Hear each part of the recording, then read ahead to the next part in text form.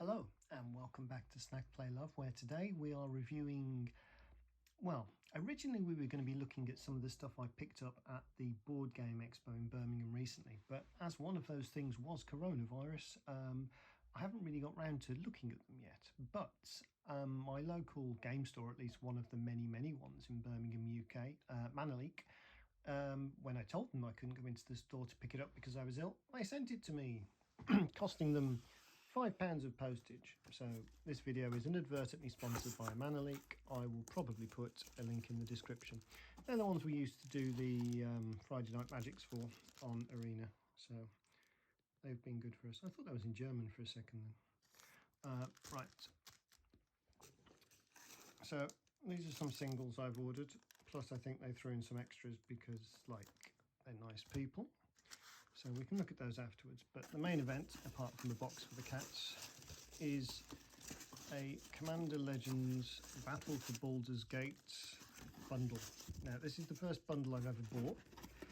I have bought lots of fat packs because 10 years ago that's what they were called. But I figured that it would be a nice thing to get for this set.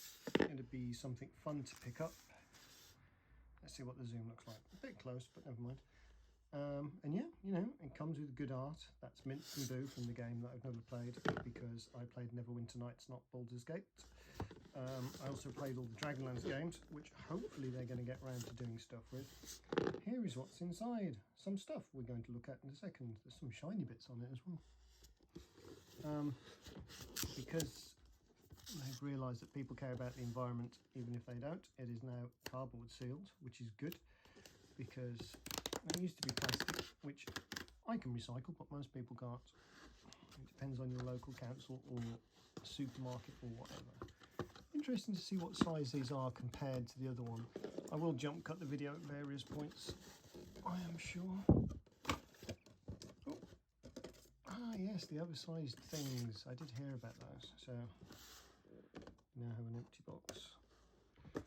So while there's technically no waste because it's all recyclable, I doubt most people will recycle it. Box itself, jaggedy, nice. It's going to get dinked because it's a magic box and that's what happened. So it's just zoom on the main key art. This is quite fun. This is an Undercity. It is bigger than a normal magic card. You have to have a special venture into the Undercity thing to get into it, and then when you get to the end you basically put a card onto the battlefield for free.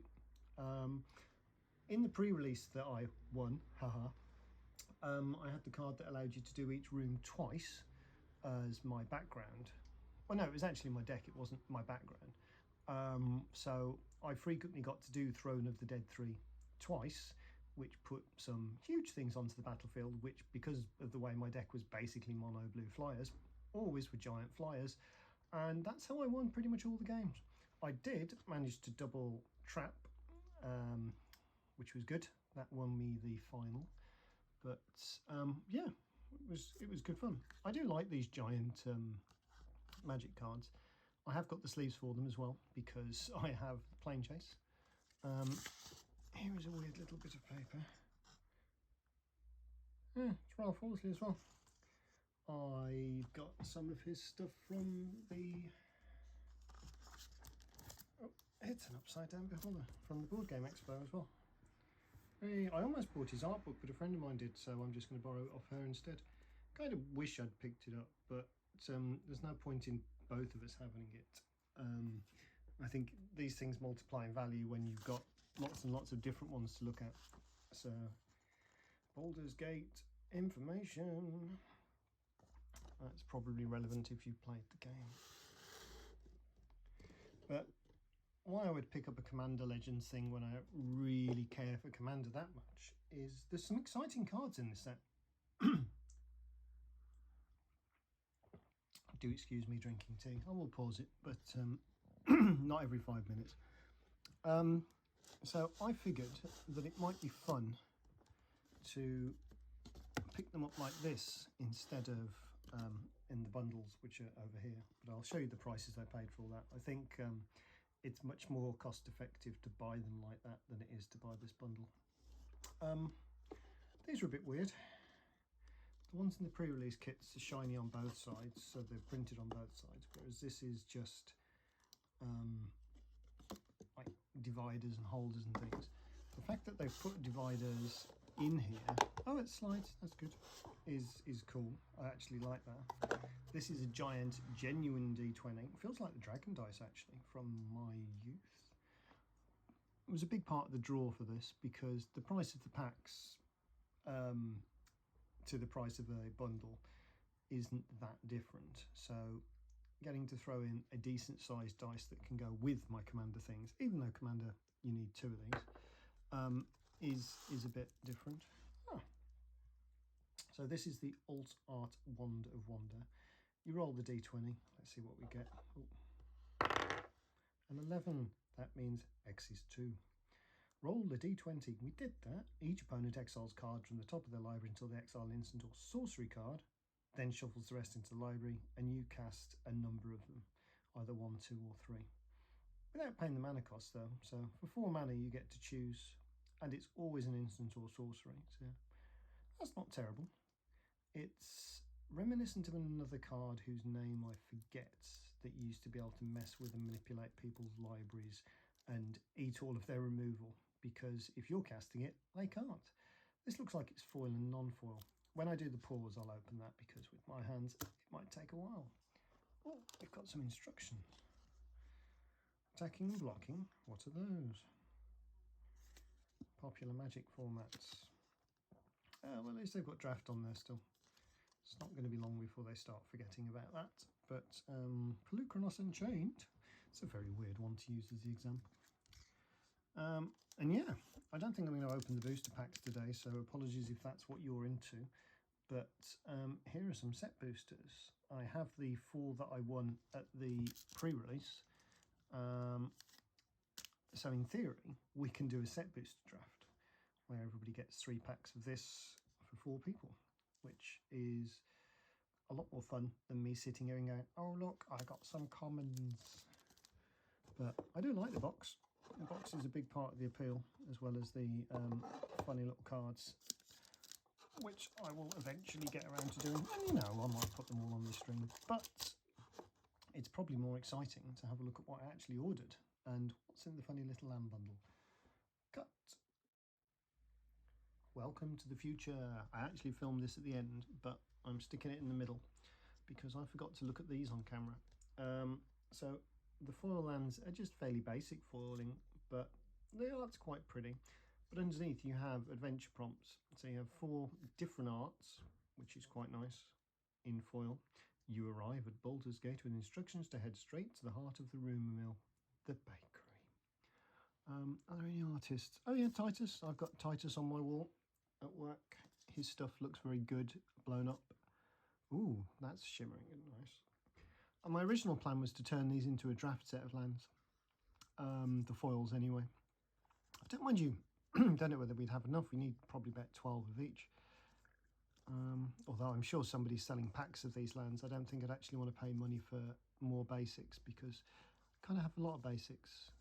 But and then you've got all the regular versions, which is nice, but it'd be a kind of thing where I think if you were into foils, you'd want the foils and not the standards, and if you're into standards, you'd want the standards and not the foils. But as you can see, they're quite decent basic foils. The ones I've got in my draft set at the moment are international foils, so it's like Palude and Bosque, different swamps and forests around the world, which is nice, but these might be good just to have as a backup set somewhere. Cool, back to the regular video. So like I said, I did an order from ManaLeak Birmingham because I had credit from getting rid of 5 smothering tithes amongst other things. And look at all these lovely cheap prices. These are all fairly playable cards, and we looked at 40 pence. Oh, wait, what's this? It's Commander Legends Battle for Baldur's Gate bundle for £50. Go for the wallet, boo. Yeah, so everything else on the order is less than the £50 that we paid for that, including one I can't point on the camera. Deluxe Showcase Scryland. I want all of them, but they haven't got them all in stock. Maybe if they get them back in, I will. But this was me looking through Kamigawa, Modern Horizons 2 and Streets of New Capenna and saying, I didn't bother playing Magic at that point. What can I get with my credit? So I don't remember putting a item up in there, but it might have been in there because I did throw a bunch of pretty cards in, but no, can't see it. So definitely didn't buy Sanatorium Skeleton, Ingenious Club, Sleep Paralysis. Here we go. These look like my cards. So we've got some cool art Diabolist. 31 pence. A bunch of Mysterious Limousines for 35p. These are about the price.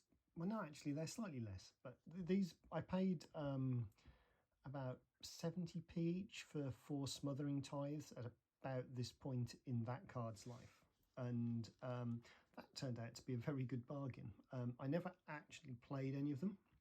The 5th copy I'd got in a draft and it went in a deck, but I never got to cast it because I never drew it. And so they went for about £100 in the end, which was nice. Obscura Interceptor, some nice rares, which are, that one's not a legendary, but this one's a legendary creature. So that could be a commander. I do like the art on that one. Some of the hideaway cards are in here, Rabble Rousing, Riga. Shadow of Mortality was really cheap as well. How much was that? 70p for the borderless one, 78p. I think that's going to be a card that sees play like Death Shadow in some weird and wonderful builds. Shakedown Heavy for the fight riggings, which are probably in here somewhere. I love the art on Unleash the Inferno, and it's a surprisingly relevant card. More of the hideaway stuff. This is Thragtusk, you know, but it doesn't say that much play at the moment. Didn't realise I'd gone for a foil for that. Seatori's Envoy. Yeah, 40p. Might as well go for the foil. Cephalid Shrine for other decks. Yeah, that's just, it says Shrine on it, so therefore it goes in with the other theme. All-Seeing Arbiter. How much do you think this playable rare is? 40 pence for a mythic that is seen playing casual decks on Arena already. As a reanimation target, as a comedy thing, it's quite good. Evelyn, this art's really nice. I thought I'd go for it. Fight rigging, yeah. I think these are just packing. Yeah, the Ubel SARS Gatekeepers. So I think they just use fistfuls of bulk to push them out, and Light Them Up was my free nice person card. I hope those are all on screen. I just keep veering to the side. Left this one a little bit later because I think it's the oh yeah, the promos are still in their promo thing. For, oh, see, we've got a play set of these now. It does something with gates, but it's from a set I have, so they are basically just transport bulk. And still, you know, I'd rather have cards than no cards. These are the UK version of the Gala Greeters promo. It's basically, it looks like they're supposed to be the people who park the cars at big posh events, but they're kind of dressed like pit mechanics, which is why I liked it. But then there's flashes in the background, so it's very weird. But I think Gala Greeters is an incredibly playable card. So having full art promos for 39 pence each is ridiculous. From somebody who played Magic where there were no rares you could buy for like less than £1, it's, you know, it's really good for me in terms of how much it costs me to get hold of these cards. I don't think I've got these Sanctums. I think these are the ones I was missing, but it may just be that they were in decks and I couldn't find them. So we now have the shrines to go with the legendary shrine that we actually picked up at the pre-release, which was the second to last time I actually played Magic properly. As in the, God, what was it even called? Kamigawa Neon Dynasty pre-release, not the Baldur's Gate one. And that shows up in things. Oh, don't know what this one does. Oh yeah, he just looked cool. Legendary creature. Shrine Steward, might as well have it. Oh, pretty Surge Hacker. Yeah, so there's a deck that I put these things in. That's legendary and fun. Now we're on to the Modern Horizons. So these are squirrels, pretty art. I'd not seen this one properly. It looks very good. More squirrels. Ah, the getaway cars. Here we go. This is the expensive cars. Do excuse the COVID. Jetmir's Garden. So I have got all of the Ikoria cycling lands in their best art of the rock art ones.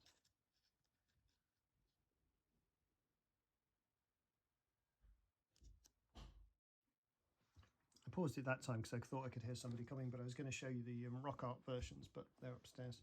And then we've got some more legendary creatures. Oh, in fact, that was the final card. We almost made it to the end. And then some random bits and bobs. Death Cult Rogue, that's playable. First picket.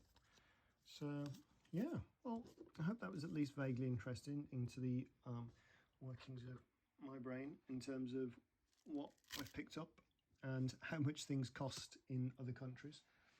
As you can see, Americans are overpaying for Magic at the moment, massively. I don't know whether it's exchange rate related or just Wizards messing with the MSRPs has made everything more expensive over there. But in the olden days, we used to go on the American Magic sites and we used to dig around to try and find bargains and get them shipped over here. But now, it's not even worth me going to Europe and ordering the European cards for the postage prices. If my local shop has got them in stock, which is the hard part, then they're pence. Really is. The luxury arts and people wanting the super chase things like Meat Hook Massacre has meant that your average card in a pack is junk, and buying packs is for fools unless you have plans to play with them like we do. And I mainly want to do a set booster draft because it's something that will never happen on Arena, purely because like set boosters don't exist on Arena and set boosters are not designed to draft. But it could be quite fun, and it means that all of your super special funky cards, you will get to play with them at some point and attach memories to them before they disappear. Right, my throat's going again, so thank you for watching. Please comment, subscribe, etc. Bye.